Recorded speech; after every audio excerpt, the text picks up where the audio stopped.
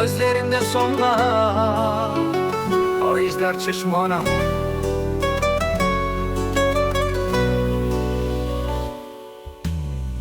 Gözlerimde sonbahar var, yaprak gibi düştüm yar. Sensiz geçen her bir gün ömrümden çalıyor bahar.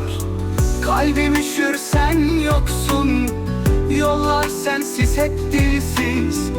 Bir tek adın dudaklarımda, gecelerim sensiz sessiz. Gelme artık, kalbim kırık, sevdam sana hep yarım kaldı. Bir gülüşün yetmedi bana, gözyaşım deniz oldu taştı. Gelme artık, kalbim kırık, sevdam sana hep yarım kaldı. Bir gülüşün yetmedi bana, gözyaşım deniz oldu taştı.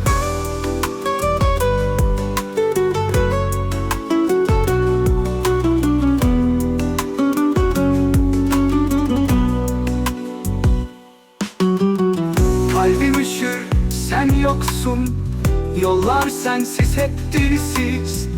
Bir tek adım dudaklarımda, gecelerim sensiz sessiz. Gelme artık, kalbim kırık, sevdam sana hep yarım kaldı. Bir gülüşün yetmedi bana, gözyaşım deniz oldu taştı.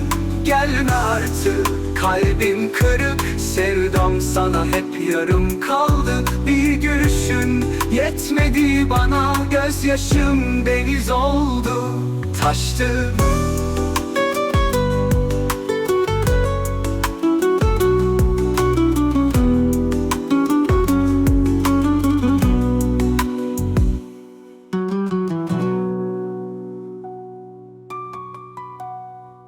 Gelme artık, kalbim kırık, sevdam sana hep yarım kaldı.